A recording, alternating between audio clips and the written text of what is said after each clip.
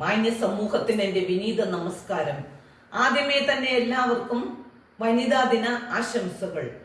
ഓരോ സ്ത്രീയായി പിറന്ന വ്യക്തിയെ സംബന്ധിച്ചും മാർച്ച് 8 എന്ന് പറയുന്ന ദിനം മനസ്സിൽ കുളിർമ കോരുന്ന ഒന്നാണ്. ലോക വനിതാ ദിനം 1909 മുതൽ അമേരിക്കയിലും ജർമ്മനിയിലും സ്ത്രീകൾ തങ്ങളുടെ അവകാശം സംരക്ഷിക്കുന്നതിന് വേണ്ടി ഉണർത്തിയ സമരഭേരിയാണ് 1914 മാർച്ച് 8 ലോക വനിതാ ദിനമാക്കി മാറ്റിയത്. ഭാരതം കണ്ട ഏറ്റവും കഴിവുറ്റ വനിതാ ഭരണാധികാരിയായിരുന്ന ഇന്ദിരാഗാന്ധി പറയുന്ന ഒരു വാചകമുണ്ട്: ഒരു സ്ത്രീയെ സംബന്ധിച്ച് അവൾ സ്വതന്ത്രയാണ് എന്ന തോന്നൽ അവൾക്കുണ്ടാകണം. അത് പക്ഷേ പുരുഷനോടുള്ള വിരോധം കൊണ്ടാകരുത്, മറിച്ച് സ്വന്തം വ്യക്തിത്വത്തിന്റെയും കഴിവിന്റെയും അടിസ്ഥാനത്തിലായിരിക്കണം.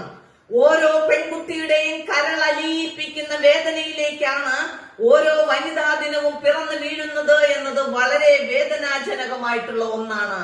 അനുദിനം ഇന്ന് നാം പത്രമാധ്യമങ്ങളിൽ എടുത്തു നോക്കുമ്പോൾ ഞെട്ടിപ്പിക്കുന്ന യാഥാർത്ഥ്യങ്ങൾ കണ്ട് കേഴുക ഭാരതമേ എന്ന് പറഞ്ഞുകൊണ്ട് കയ്യും കെട്ടിയിരിക്കുന്ന ഗതഭാഗ്യരുടെ കൂട്ടത്തിലാണോ നാം എന്നൊന്ന് ആലോചിക്കുന്ന സമയം അതിക്രമിച്ചിരിക്കുന്നു. സ്ത്രീയെ തുല്യയായി കണ്ട് അവളെ ബഹുമാനിക്കാനോ ആദരിക്കാനോ കഴിയാത്തിടത്തോളം കാലം ഇതിന് ഒരു മാറ്റവും ഉണ്ടാകില്ല. വീട്ടി വട്ടത്തിരിപ്പാടിന്റെ അടുക്കളയിൽ നിന്നും അരങ്ങത്തേക്ക് എന്ന നാടകം സ്ത്രീകളെ മുഖ്യധാരയിലേക്ക് എത്തിക്കാൻ ഒത്തിരിയേറെ പങ്കുവഹിച്ചിട്ടുണ്ട്. ആർഷഭാരത സംസ്കാരം അനുസരിച്ച് ഈശ്വരൻ തൂണിലും തുരുമ്പിലും കുടികൊള്ളുന്നു എന്നതാണ്. എന്നാൽ ദൈവത്തിന് എല്ലായിടത്തും സന്നിഹിതനാകാൻ സാധിക്കാത്തത് കൊണ്ട് അവിടെ നമ്മമാരെ അയച്ചിരിക്കുന്നു. മാതൃത്വം സ്നേഹത്തിന്റെയും ത്യാഗത്തിന്റെയും മൂർത്തിമത്ത് ഭാവമാണ്. ഒരു സ്ത്രീ ഗർഭിണിയാകുന്ന കാലം മുതൽ ഒരു കുഞ്ഞിനെ പ്രസവിച്ച് പാലൂട്ടി വളർത്തി സ്വന്തം കാലിൽ നിൽക്കാൻ പ്രാപ്തിയാക്കുന്ന കാലം വരേക്കും ഒത്തിരിയേറെ കഷ്ടപ്പാടുകളിലൂടെയും യാതനകളിലൂടെയുമാണ് അവളുടെ ജീവിതം കടന്നു പോകുന്നത്. ഇവിടെ ഒരു ദൈവീക സാന്നിധ്യമാണ് സ്ത്രീയിൽ നമുക്ക് കാണാൻ സാധിക്കുന്നത്. ഒരു സ്ത്രീ മകളായി, സഹോദരിയായി, അമ്മയായി എല്ലാം ജീവിക്കുമ്പോൾ അതത് കാലഘട്ടത്തിന്റെ പ്രതിസന്ധികളെ തരണം ചെയ്തുകൊണ്ടാണ് അവൾ മുന്നേറുന്നത്.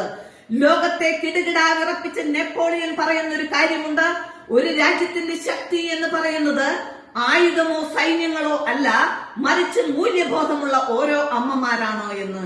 സ്ത്രീയെ ആദരിക്കപ്പെടുന്ന ഇടങ്ങളെല്ലാം ദൈവാനുഗ്രഹത്തിന്റെ ഇടങ്ങളാണ്. പെരുമ്പടവ് ശ്രീധരന്റെ സൂര്യദാഹം എന്ന നോവലിൽ പറയുന്ന ഒരു കാര്യമുണ്ട്: ഒരു ഒറ്റ ഋതു മാത്രമുള്ള പൂവാണ് ഒരു പെണ്ണിന്റെ ജീവിതമെന്ന്. ഒരിക്കൽ ആ പൂ വിടരുന്നു, പിന്നീട് വാടിക്കരിയുന്നു, പിന്നീട് അതില്ല. കാറ്റും കോളും നിറഞ്ഞ അവളുടെ ജീവിതം ചേർത്ത് പിടിക്കാൻ ആരുമില്ലാതെ വരുമ്പോഴാണ് ഇത്തരത്തിലുള്ള ജീവിതത്തിലെ വാട്ടങ്ങൾ ഉണ്ടാകുന്നത്. സെന്റ് അഗസ്റ്റിൻ തന്റെ കൺഫെഷൻസ് എന്ന ഗ്രന്ഥത്തിൽ പറയുന്നുണ്ട്: ഞാൻ പൂർണ്ണമായും നശിക്കാതിരിക്കുന്നു എങ്കിൽ എന്റെ അമ്മയുടെ ഹൃദയരക്തം എനിക്ക് വേണ്ടി പാപപരിഹാര ബലിയായി തീർന്നതാണ് എന്ന്. അമേരിക്കൻ പ്രസിഡന്റ് ആയിരുന്ന എബ്രഹാം ലിങ്കൺ പറയുന്നു: ഞാൻ എന്തായിരിക്കുന്നുവോ, എന്താകാൻ ആഗ്രഹിക്കുന്നുവോ, ഇതിന് ഞാൻ എന്റെ അമ്മയോട് കടപ്പെട്ടിരിക്കുന്നു എന്ന്. ഇവിടെയെല്ലാം ഒരു സ്ത്രീയുടെ മഹനീയതയാണ് വെളിപ്പെടുത്തുന്നത്. മദർ തെരേസ തൻ പാവങ്ങൾക്ക് വേണ്ടി ഒരു ധനാഢ്യന്റെ മുൻപിൽ കൈനീട്ടിയപ്പോഴ് ആ മനുഷ്യൻ ആദ്യം മദർ തെരേസയുടെ കൈയിലേക്ക് തുപ്പി. അപ്പോൾ മദർ തെരേസ പറഞ്ഞു: എനിക്കുള്ളത് കിട്ടി, എന്റെ മക്കൾക്കുള്ളത് തരിക എന്ന്. ഈ ഒരൊറ്റ വാചകം കൊണ്ട് മദർ തെരേസയുടെ മുൻപിൽ മുട്ടുകുത്തി നിരീശ്വരവാദിയായ ഈ മനുഷ്യൻ അവർക്ക് ആവശ്യമുള്ളത് കൊടുത്തുവെങ്കിൽ സ്ത്രീത്വത്തെ മാനിക്കുന്ന ഒരിടമാണ് നമുക്കിവിടെ കാണാൻ സാധിക്കുന്നത്.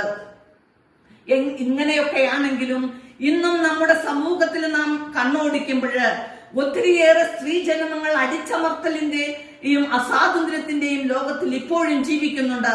ഇവിടെയാണ് നാം മനുസ്മൃതിയിലെ ഒരു വാചകം ഓർക്കേണ്ടത്: സ്ത്രീ സ്വാതന്ത്ര്യം അർഹിതി എന്ന്.